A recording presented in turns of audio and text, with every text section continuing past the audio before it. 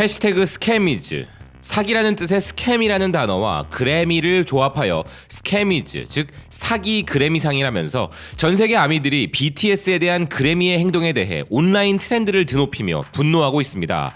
미국의 매거진 리파이너리 29는 그래미가 BTS를 눈요깃거리로 이용했고 우리는 모두 그것을 보았다면서 맹비난하였는데요. 뒤에서 윤여정 배우의 아카데미 여우조연상 후보 이야기와 함께 이에 대한 의견을 말씀드리겠지만, 일단 분위기는 그래미가 BTS의 수상 불발을 만든 것은 논리적이지 않다는 것이 핵심인 것이죠. 기사는 그래미가 이번 시상식 동안 이전에 백인을 중심으로 하는 시상식에서 흑인 수상자와 관련된 논란을 속죄하려고 했지만 BTS의 예를 보았을 때 그들은 전혀 변하지 않았다고 비난하였는데요. BTS의 1위 싱글 다이너마이트의 공연은 당연히 가장 기대되는 공연 중 하나였다는 기사는 한국 그룹이 이전에 한 번도 그래미 무대에서 단독 공연을 한 적이 없었던 것은 물론 다이너마이트라는 곡도 역사적으로 그래미가 최초로 지명한 한국 그룹의 곡이기에 세계에서 가장 성공한 그룹이 마침내 그래미의 인정을 받는 것처럼 느껴졌지만, 팝 듀오 콜라보레이션 부분에서 아리아나 그란데와 레이디 가가에게 상을 빼앗긴 것에 많은 사람들이 실망했다는 것입니다. 그리고 많은 시청자들과 팬들이 BTS의 공연을 기다리고 있음에도 불구하고 그래미는 계속 BTS의 무대가 이어질 것이라 이야기하면서 3시간 30분의 방영 시간 중 가장 마지막 그룹으로 무대를 배정하여 팬들을 힘들게 했다는 것인데요. 즉 그래미가 BTS에게 아무런 상도 주지 않은 채 그들의 글로벌 팬덤에 가져다줄 시청률만 노리고 그들을 이용했다는 것이 문제라는 것이죠. 이 부분에 대한 비난을 한 것은 포브스도 마찬가지였습니다. 기사는 그래미가 BTS 대신 레이디 가가와 아리아나 그란데에게 상을 수여하였지만 그럼에도 불구하고 그래미가 밤새도록 BTS의 라이브 무대를 이용해 BTS와 팬들을 인질로 잡고 있는 행동을 막을 수는 없었다면서 비난하였는데요. 그럼에도 이번 그래미는 880만 명의 시청자로 역사상 가장 낮은 시청률을 기록했으며, 이는 그래미상을 미끼로 BTS를 시청률에 이용한 뻔뻔스러운 시도에 대한 실패였다는 기사는 BTS에게 그들이 이런 행동을 한 것은 그래미의 손실일 뿐이라는 것입니다. 디지털 뮤직 뉴스는 심지어 BTS가 그래미를 능가해버렸다 보도하고 있는데요. BTS의 브이라이브 방송을 본 시청자가 1131만 명이었다는 기사는 시청자가 880만 명이었던 그래미보다 시청률만 높았던 것이 아니라 더 많은 트윗과 관련 SNS 반응으로 BTS가 그래미 본 방송을 능가했다는 것입니다. 캐나다의 The Things는 마찬가지로 BTS 팬들의 분노의 목소리를 전하면서 숫자는 진실을 말한다고 논리적으로 비난에 나선 한 팬의 반응도 소개하고 있는데요. 그래미상을 수상한 Rain on Me에 비해 스포티파이 스트리밍, 유튜브 조회수, 핫백 차트 순위, 아이튠즈 국가별 순위, 샤잠 순위, 미국 판매량 순위, 애플뮤직 미국과 글로벌 순위 등과 같은 모든 부분에서 BTS가 압도적임에도 수상이 불발된 것은 납득이 안 된다며 숫자로 이야기하고 있다는 것입니다.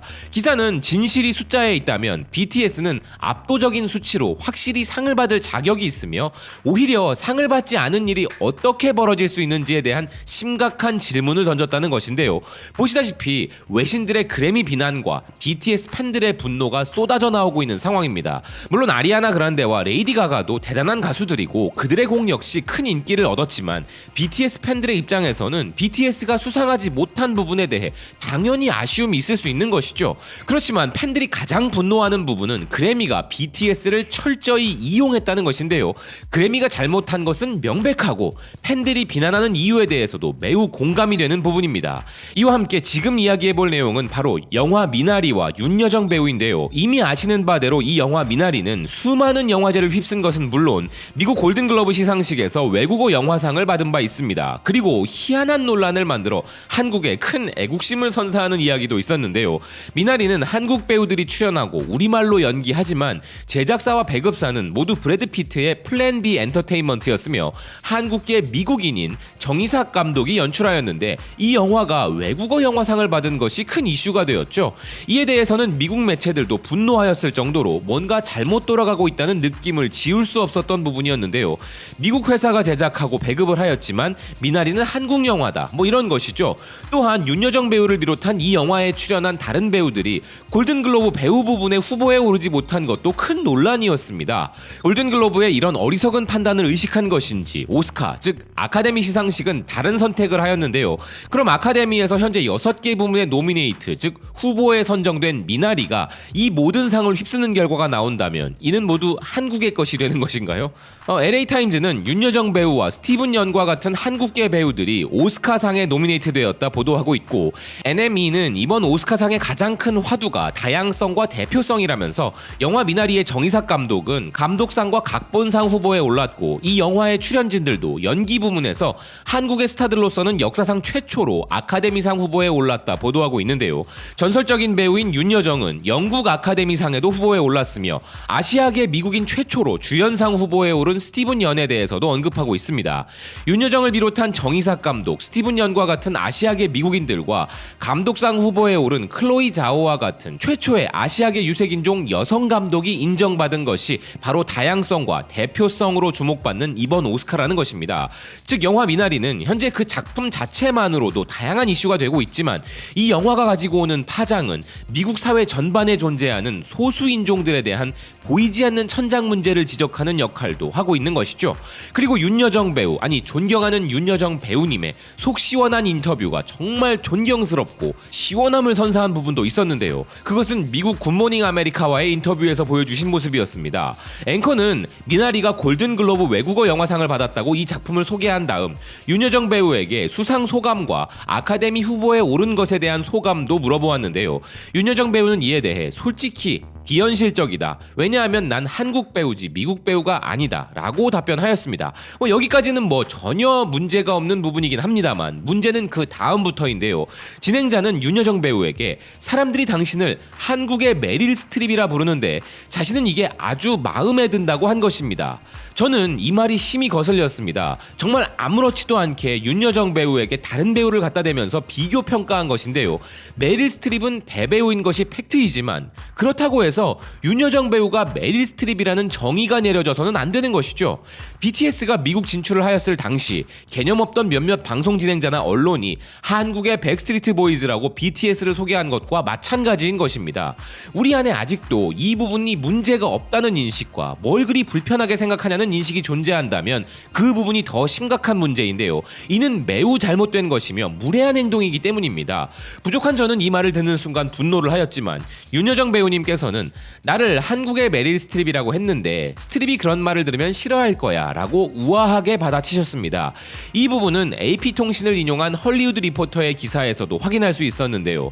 기사는 윤여정 배우는 고국인 한국에서는 소개가 필요 없는 배우지만 국제적인 관객들은 영화 미나리를 통해 이제 윤여정 배우를 발견하고 있으며 최근 한 인터뷰에서 윤여정 배우는 한국의 메릴 스트립이라 불리는 것에 대해 어떻게 생각하냐는 질문을 받았을 때 칭찬에 감사하다고 한 그녀이지만 명확한 자기소개가 있었다면서 내 이름은 윤여정이며 나는 나 자신이 되고 싶다 라고 자신을 소개했다는 것을 기사는 보도했습니다. 이런 윤여정 배우님의 상황에 맞는 우아한 대처에 이미 존경해왔던 배우로서의 연기력에 더해 더 큰 존경심이 들었는데요. 개인적으로는 생활방역을 철저히 하기 위하여 아직 극장에 가서 영화를 보겠다는 결정은 힘들어 윤여정 배우를 비롯 좋은 연기를 선보였다는 평이 자자한 한예리 배우의 연기도 보고 싶지만 아직 이 작품을 감상하지 못하고 있습니다만 오늘 이야기의 핵심은 이것입니다. BTS의 그래미 후보 지명, 윤여정 배우의 오스카상 후보 지명 등은 그 자체로 새 역사입니다.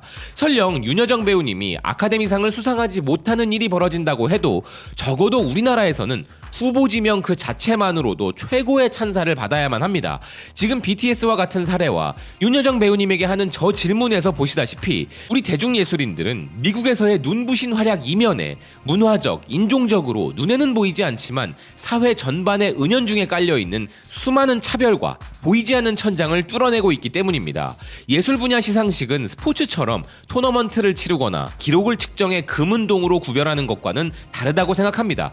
후보 지명 그 자체만으로도 수상에 버금가는 찬사를 받아야 하며 윤여정 배우, BTS와 함께 후보 지명된 사람들의 면면을 보면 그들은 최고의 월드스타 혹은 홈그라운드의 절대적 지지를 받는 로컬 배우 혹은 가수들입니다. 그런 그들과 어깨를 나란히 하였다는 것이므로 후보 지명 그 자체가 찬사를 받을 업적인 것이죠. 것이죠. 수상을 한다면 더할 나위 없이 기쁘겠으나 윤여정 배우가 아쉽게 수상을 하지 못한 BTS와 마찬가지로 오스카를 품에 안지 못한다 해도 받은 것과 다름없는 세계 최고의 배우이며 이들 모두가 최고의 아티스트들이라는 생각입니다. 시청해주셔서 고맙습니다. 또 뵙겠습니다.